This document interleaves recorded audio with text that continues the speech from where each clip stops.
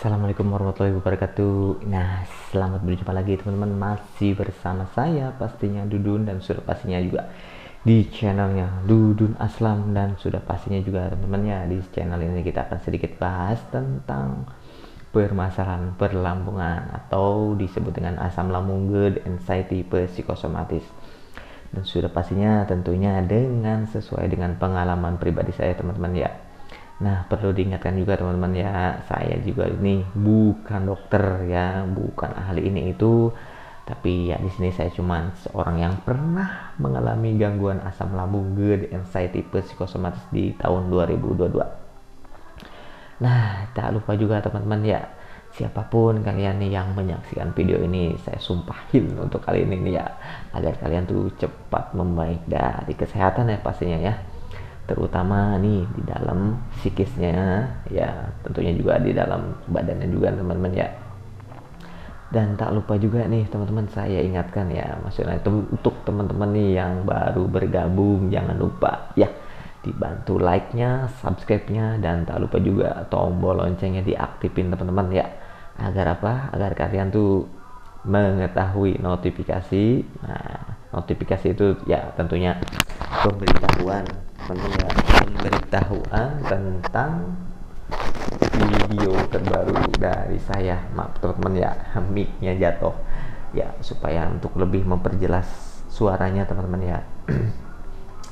Nah, jadi untuk hari ini, nah cuaca di sini lagi hujan teman-teman ya, lagi dingin lah ya. Nah, untuk teman-teman nih ya, kayaknya ada masanya tuh kalian tuh sensitif dari hal dingin teman-teman ya. Nah, cara untuk mengantisipasinya ya, salah satunya ya pakai jaket ya, pakai sweater ya, kalau perlu pakai kaos kaki, karena ya tubuh kitanya lagi sensitif teman-teman ya, terutama nih salah satunya di hal-hal yang dingin, cuaca dingin gini tentunya itu sangat tidak nyaman ya. Dan adapun sensasi-sensasi lainnya juga teman-teman ya, untuk teman-teman jangan khawatir lah ya teman-teman ya, gangguan lambung, GERD, anxiety, psikosomatis itu udah pasti bakalan normal lagi, udah sembuh lagi teman-teman. Yang penting disiplinnya dijaga teman-teman ya, jangan males-malesan, karena segala sesuatunya tuh harus dilatih lagi teman-teman ya, dari mulai yang maksudnya kayak olahraganya ya kan, kayak mulai pemulihan psikisnya juga teman-teman ya, harus dilatih. Ada ladder teman-teman. Kayak ke apa, kita lanjutkan lagi.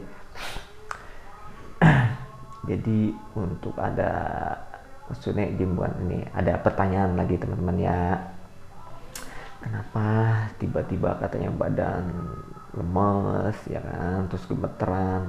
Nah, disertai dengan ketakutan yang sangat ya, sangat-sangat menakutkan ya teman-teman ya, karena sama teman-teman ya, saya juga kalau lagi kumat tuh paling ya sama lah berpikirnya tuh ke hal-hal yang horor ya kan, ke yang negatif, contohnya ya ke hal-hal kematian ya kan teman-teman ya. Kenapa? Karena sensasinya sangat tidak nyaman, tapi bukan berarti berbahaya teman-teman ya. Jadi makanya nih teman-teman harus semangat ya, harus mulai dari sekarang juga harus menerapkan gaya hidup sehat ya teman-teman ya. Dan gak harus selalu obat-obatan juga teman-teman ya. Kalau misalkan nih teman-teman ya emang udah terlanjur punya obat, misalkan dari dokter apa dari klinik, ya sudah minum saja teman-teman ya, gak usah dipusingkan ya. Dan jangan lupa juga ya, kita selalu mengingatkan teman-teman ya, pentingnya kebutuhan air putih itu harus selalu dipenuhi teman-teman ya, harus selalu terpenuhi ya. Jangankan untuk yang lagi sakit, yang lagi sembuh normal aja nih ya, untuk kebutuhan air putih itu sangat penting teman-teman ya. Apalagi nih kalian yang lagi sedang merasakan gak enaknya dari sensasi asam lambung, GERD, anxiety, psikosomatis, tentunya ya teman-teman harus semangat ya, maksudnya harus selalu disiplin ya. Demi apa? Demi untuk kesembuhannya teman-teman, biar nggak berlarut-larut, jangan lama-lama lah ya teman-teman. Karena ya banyak juga teman-teman ya, karena saya juga salah satu kerjaan saya sebagai tukang urut panggilan, jadinya saya sering menjumpai ya pasien-pasien yang keluhannya emang dari lambungnya lagi error teman-teman. Kadang kan kalau misalkan lagi parah-parahnya tuh, kalau belum paham lah kita kasih masukan gini-gini, kadang kan suka agak sedikit ngeyel ya teman-teman, dan itu hal wajar teman-teman ya, karena saya juga sama ya.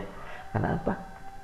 Karena ya mungkin ya pastinya pikir mereka, lu nggak tahu apa yang gua rasain ya kan. Tapi kan teman-teman yang gini, saya juga ya mantan penderita asam lambung ya, jadinya sedikit banyaknya juga sama teman-teman. Saya pun merasakan yang namanya kayak begah ya kan, kayak napas nggak plong, dada sering panas, kadang dada kiri sering kayak sakit, bahkan tembus ke belikat belakang ya kan. Ada pun ditambah lagi dengan kayak kaki lah kayak kebas ya kan. Kalau dilihat tuh, waduh, itu sangat mengkhawatirkan ya bagi penderita tentunya ya. Padahal kan itu tuh cuma masuk akal teman-teman ya, dan normal sebenarnya ya. Maksudnya untuk bagi penderita penderita asam lambung tuh ya emang hal yang lumrah ya teman-teman ya. Ya kayak misalkan ngelihat telapak tangan kayak pucet, kayak bintik-bintik merah, waduh itu menjadi. Nah, yang membedakan tuh kenapa jadi halnya seperti itu tuh ya kan, menjadi hal yang sangat horor ya. Karena apa teman-teman ya, kembali lagi kita ke traumanya ya. Karena traumanya kita tuh masih tinggi teman-teman ya. Karena ya begitulah ya, kenapa trauma itu sangat-sangat harus segera dihilangkan ya. Salah satunya teman-teman ya, sering-sering lah ya teman-teman ya, untuk kegiatan yang menyenangkannya, hobinya sekarang kita harus dimulai lagi teman-teman ya. Yang tadinya kita kan namanya juga lagi sakit ya kan, kadang suka males, tapi tetap teman-teman ya, teman-teman harus maksain ya, jangan rebahan mulu ya, tetap harus maksain olahraganya. Dan olahraga juga nggak yang harus yang capek-capek juga teman-teman ya. Yang penting ada kegiatan, ada gerak lah tangan, masuk kakinya, kita berjalan apa kegiatan. Jadi kalau kebanyakan rebahan, yang ada tadinya bakalan banyak lagi sensasi yang dirasakan. Kenapa? Iya kayak otot-ototnya ya kan nggak bergerak, jadi kaku, akhirnya jadi kayak sakit ya kan. Apalagi disertai dengan pusingnya ya kan, kelayangannya ya. Dan paling tidak menyenangkan ketika sakit kepala tuh kayak ditusuk-tusuk teman-teman. Aduh itu udah pengennya udah nungging aja udah. Dipakai jalan sakit, apalagi dipakai ketawa ya kan, senyum aja males teman-teman.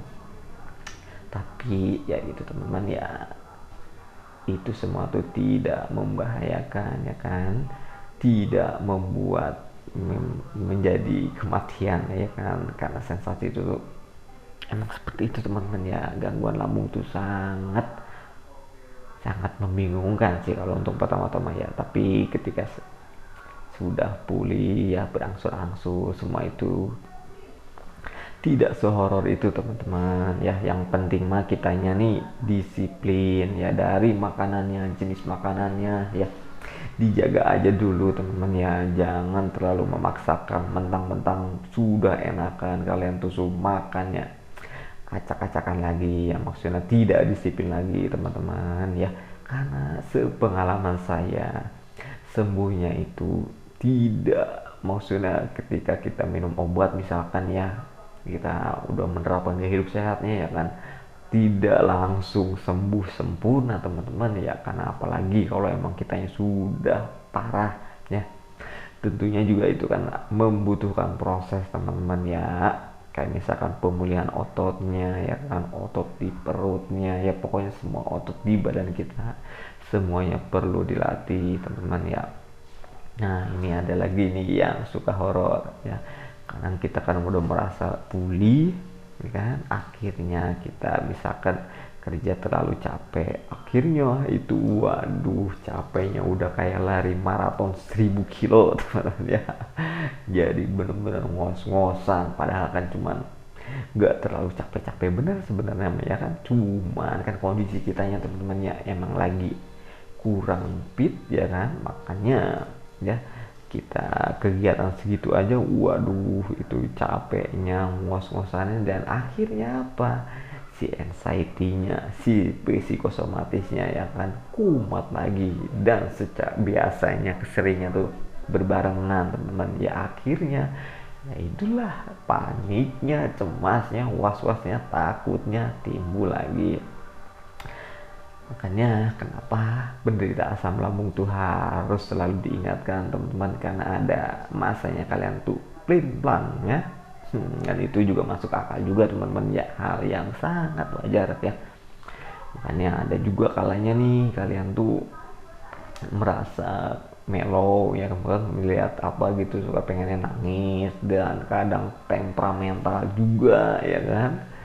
Nah itu semua tuh hal yang sangat lumrah ya untuk bagi penderita asam lambung. Nah antisipasinya itu teman-teman ya, untuk anxiety disorder nih ya kan, kenapa kita sering baru juga misalkan contoh gini lah ya kan, baru juga kalian tuh melangkahkan kaki misalkan ke tempat ibadah misalkan ya kan, belum juga nyampe tujuan, waduh itu di jalan tuh udah pikiran udah kesono kesini ya kan. Akhirnya mikirnya ya kadang suka apalagi disertai dengan gemetaran ya, tremor ya, dan itu pokoknya sangat tidak nyaman. Saya pun pernah mengalami seperti itu teman-teman, nyampe tidak jadi menuju tempat ibadahnya karena gara-gara sensasinya yang sangat membingungkan dan sangat menakutkan waktu itu teman-teman ya. Akhirnya ya saya sering melakukan ibadahnya di rumah teman-teman ya, karena ya gimana lagi ya tuh kan pikirannya seperti itu, dan sering kadang kalau emang lagi kumat lemesnya nih kelayangannya ya saya duduk teman-teman ya, gimana lagi tuh, karena ya takut nyuksruk lah ya kan, takut jatuh karena sensasi kelayangannya sungguh tidak nyaman teman-teman ya. Tapi teman-teman juga tetap harus optimis ya, pasti sembuh teman-teman. Yang penting dijaga pola makannya ya kan, jenis makanannya, jam makannya, dan jangan lupa juga teman-teman konsumsi buah ya, paksain teman-teman ya. Apalagi buah pepaya tuh sangat bagus teman-teman untuk pencernaannya. Ditambah lagi misalkan ya ada buah labu, itu pun bagus teman-teman ya untuk pencernaannya. Harus sering-sering ya, jadi ibarat HP mani, tubuh kita tuh di reset lagi teman-teman ya, di reset pabrik lagi, jadi kembali ke pengaturan pabrik ya kan. Makanya ya kan kitanya asupannya ya kan, jenis makanannya dijaga dulu lah. Ibaratkan kita tuh ya kayak seperti bayi juga teman-teman ya. Coba dah lihat bayi, apakah bayi sembarangan makannya? Tentu tidak teman-teman ya, pasti sangat-sangat dijaga ya kan, jenisnya ya kan, makanannya, untuk kebersihannya pasti sangat-sangat dijaga kan.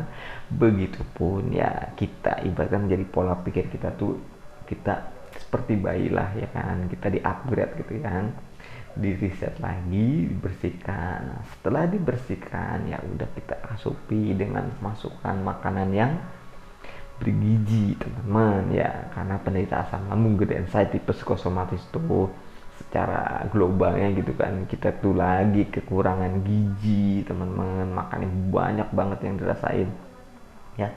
Itu pun hal yang sangat wajar teman-teman ya, ketika emang kita di awal-awalnya tuh traumanya sungguh mendalam dan akhirnya kebawa ke hati dan pikiran, bahkan dibawa ke dalam mimpi juga teman-teman. Saya juga pernah ngalamin yang namanya mimpi-mimpi aneh gitu ya kan, misalkan kayak ketemu orang yang sudah meninggal ya kan, ketemu ya pokoknya yang serem-serem lah ya dalam pikiran kita, dalam mimpinya itu. Kenapa bisa terjadi mimpinya yang sehoror itu dan kembali lagi teman-teman ya, traumanya ya, trauma itu jadi menempel di pikiran kita, makanya kebawa nyampe ke mimpi teman-teman ya. Seperti itulah ya kurang lebihnya penjelasan dari saya. Nah ini kita obrolan yang ya saya harap ya bisa sedikit menenangkan kalian teman-teman ya, biar kalian tuh tetap semangat. Dan oke, nantinya kita akan sambung lagi dengan video yang lebih cihuy lagi ya, maksudnya untuk video yang lebih menarik lagi untuk disimak. Nah teman-teman Mohon maaf ya bila masih banyak kekurangan, ya kan, namanya juga kita lagi latihan, lagi belajar ya. Oke, saya akhiri dulu video ini. Assalamualaikum warahmatullahi wabarakatuh. Bye bye.